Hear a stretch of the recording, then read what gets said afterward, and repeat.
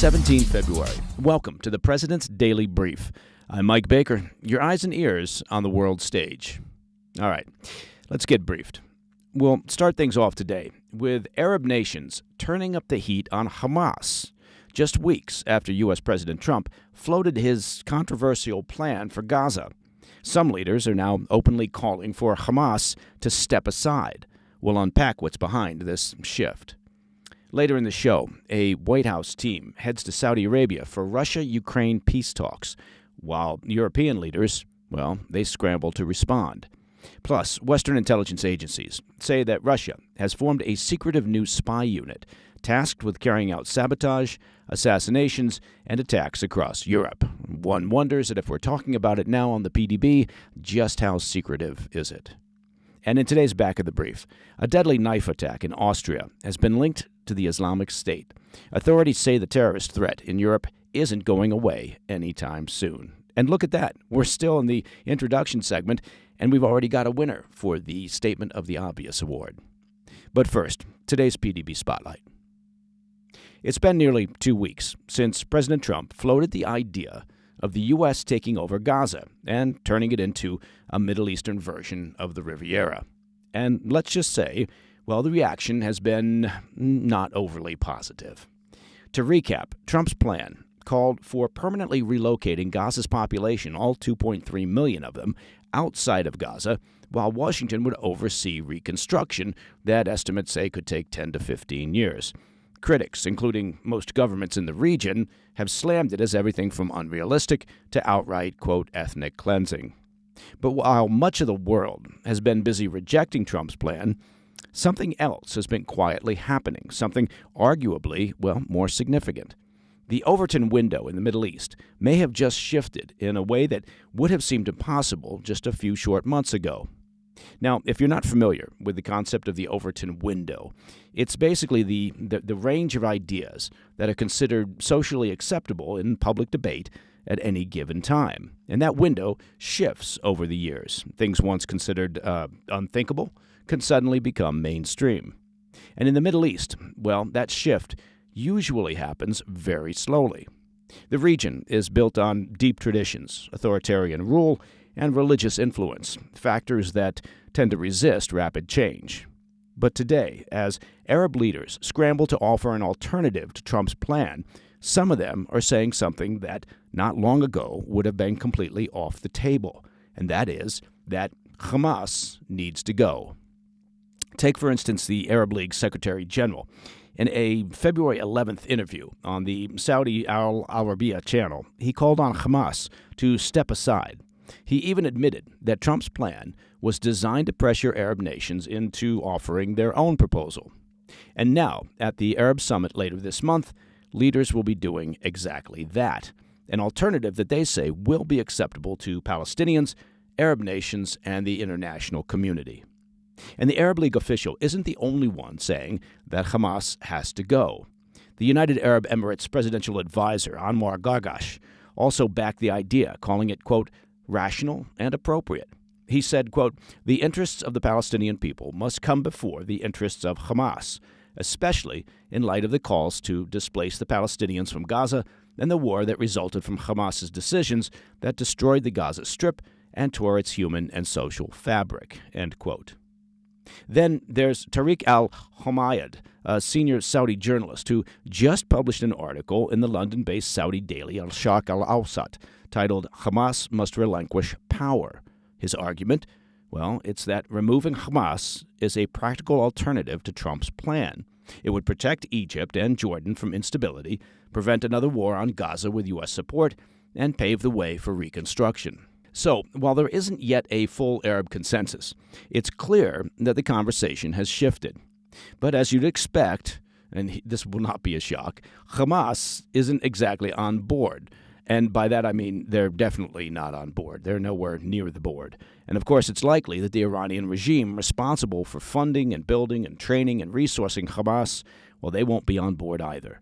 The last thing the Iranian Revolutionary Guard Corps, the IRGC, wants is to lose even more influence in the region. Over the weekend, top Hamas official Osama Hamdan made it clear that his group has no plans to step aside. In fact, he outright rejected any proposal that excludes Hamas from Palestinian leadership, saying, quote, "Anyone who replaces the occupation in Gaza or any city in Palestine will be dealt with only through resistance, just as we deal with the Israeli occupation. This matter is settled and non-negotiable," end quote. Hamdan added, "Seriously, we can't step aside. How else are we going to make billions of dollars? This is our cash cow, and we're not giving it up," end quote. And yes, I made up that last quote. So essentially, though, what Hamas is saying is if an Arab coalition tries to take over Gaza without Hamas, Hamas will treat them as an enemy, just as they do with Israel. So what does all this mean? For one, it highlights how Trump's plan, no matter how unlikely, has forced Arab leaders to confront an uncomfortable reality. Hamas's rule in Gaza is a major roadblock to any long-term peace or reconstruction. And while Hamas still has strong support from Iran, the pressure from within the Arab world is growing. We'll be watching closely as the Arab League summit approaches, because for the first time in a long time, the future of Hamas's grip on Gaza isn't just an Israeli concern. It's an Arab one as well. All right, coming up after the break, a White House team heads to Saudi Arabia for Russia-Ukraine peace talks as European leaders scramble to respond. Plus, Western intelligence services warn of a secret Russian spy unit that's behind sabotage and assassinations across Europe. What will Putin think of next? I'll be right back. Running a business, well, it's not easy, and I know that firsthand. Look, as a business owner, I've seen how managing finances can turn into a time-consuming headache with endless receipts, approvals, and expense tracking slowing everything down. And that's where Ramp comes in. Now, Ramp streamlines finance operations by automating the entire process. There's no more chasing receipts or manually logging expenses. Ramp takes care of it all, instantly matching receipts, categorizing purchases, and approving transactions, while integrating seamlessly with your ERP for real-time visibility. For finance teams that are buried in busy work, Ramp flips the equation. Look, most companies spend about 80% of their time on low-value tasks and only 20% on strategy. Ramp changes that, freeing up your team to focus on forecasting, growth, and high-impact decisions. And making the switch is effortless. Over 25,000 businesses, including Shopify and the Boys and Girls Club of America, trust Ramp, earning it the #1 ranking in spend management by G2. And now, for a limited time, listeners of this show can get $250 when you join Ramp. Just go to ramp.com/PDB. That's ramp.com/PDB. Once again, that's ramp.com/PDB. Cards issued by Sutton Bank, member FDIC, and terms and conditions apply. Welcome back to the PDB. The Trump administration is set to dispatch senior officials to Saudi Arabia for direct talks with Russian and Ukrainian negotiators in the coming days in an abrupt move that, well, blindsided Kyiv. A Ukrainian official speaking to Politico said there are no plans for a Ukrainian delegation to attend, casting immediate doubt on the talks. Well, yeah, typically, it would be good to have the invaded country at the negotiating table when discussing the fate of the invaded country. Meanwhile, European allies have been left entirely out of the negotiations, fueling frustration among NATO members who see Washington prioritizing a unilateral deal over a coordinated Western approach. Despite the uncertainty, President Trump's team is pressing forward. National Security Advisor Mike Waltz, Secretary of State Marco Rubio, and Middle East envoy Steve Witkoff will lead the American delegation. But one key figure is notably absent, and that would be Trump's special envoy for Ukraine-Russia negotiations, retired General Keith Kellogg. The Kremlin, meanwhile, is assembling its own high-level team, including intelligence and economic officials, as well as Kirill Dmitriev, a seasoned negotiator who has played a key role in the past U.S.-Russia prisoner exchanges. Now, these talks could mark a pivotal moment in Trump's push to broker an end to the nearly 3-year-old war. Speaking to reporters last week, Trump confirmed that he expects to meet with Russian President Putin face-to-face in Saudi Arabia, stating, quote, "We ultimately expect to meet. We'll meet in Saudi Arabia, see if we can get something done," end quote. If the meeting does occur, it would be the first direct, high-level peace talks between Russia and Ukraine since the war began in 2022 with the Russian invasion. At the Munich Security Conference this past week, European leaders reacted with alarm, warning that a deal struck without their input would be unacceptable. German Chancellor Olaf Scholz made his position clear, stating, quote, "A dictated peace will therefore never find our support," end quote. Trump's diplomatic maneuver has only deepened European anxieties about U.S. commitment to NATO. Those fears were exacerbated after Vice President J.D. Vance, speaking at the same conference, downplayed the threats posed by Russia and China. Instead, Vance accused European leaders of suppressing free speech, warning that their biggest security threat comes from, quote, within. Still, Vance signaled that Washington would hold Moscow accountable, cautioning that the U.S. retains, quote, economic and military tools of leverage if Russia fails to negotiate in good faith. Defense Secretary Pete Hegseth initially dismissed the idea of Ukraine joining NATO as part of a peace agreement, but later seemed to shift, stating, quote, everything is on the table, end quote. Yeah, that's a shift. In Munich, Ukrainian President Zelensky struck a skeptical tone regarding Trump-Putin talks, stating bluntly, quote, Putin is a liar. The Ukrainian president added, I hope that President Trump will pressure him because I don't trust him, end quote. The uncertainty surrounding Trump's abrupt talks has sent European leaders scrambling. French President Emmanuel Macron called an emergency summit in Paris on Monday, convening European Union leaders along with NATO's Secretary General Jens Stoltenberg. Trump's outreach to Putin, while keeping NATO allies on the sidelines, has upended what had been a largely unified Western strategy on Ukraine. While Kellogg sought to reassure European allies in Munich that Kyiv would be part of any final agreement, he made it clear that European governments would not have a seat at the table. The fact that EU institutions and EU countries collectively have allocated some $133 billion to Ukraine assistance since the February 2022 invasion, while the U.S. has allocated some $120 billion, well, it would seem to imply that the EU has paid for their seat at the table. The EU has also taken on the lion's share of training Ukrainian soldiers and has taken in vast numbers of Ukrainian refugees fleeing the war. The point being, well, it's an interesting strategy on the part of the U.S. administration to imply that European nations shouldn't be fully engaged in the peace process, particularly when U.S. officials stated just last week that they expect the EU to shoulder the responsibility for ensuring that any peace deal is enforced and maintained. With the negotiations set to begin sometime soon in Saudi Arabia, the stage is set for high-stakes diplomacy that could reshape the trajectory of the war, not to mention future relations between NATO, the EU, and the U.S. All right, shifting to Russia. Western intelligence officials uncovered a shadowy unit within Moscow's spy services known as the Department of Special Tasks, or SSD, and it's clear that they did not spend a long time coming up with a clever name for their department. The unit, formed in 2023 in response to Western military aid to Ukraine, is tasked with carrying out sabotage, assassinations, and infiltration operations across Europe and beyond. Predictably, the Kremlin, well, they deny everything. Kremlin spokesguy Dmitry Peskov dismissed the allegations as, quote, unsubstantiated accusations. However, according to a Wall Street Journal exclusive report, intelligence officials confirm that the SSD absorbed the notorious Unit 29155. That's a group responsible for the 2018 poisoning of Russian double agent Sergei Skripal along with his daughter Yulia in the UK, and then the 2014 Czech ammunition depot explosion. Operating out of Russia's military intelligence headquarters in Moscow, SSD has now taken over some of the most dangerous clandestine missions once handled by Russia's Federal Security Service and other intelligence branches. And their track record is already extensive.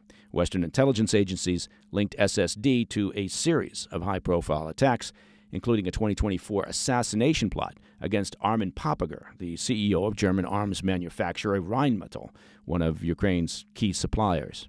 The unit has also been tied to a plot involving incendiary devices planted on DHL cargo planes. That's a scheme that, if it had succeeded, of course, could have taken down flights bound for North America.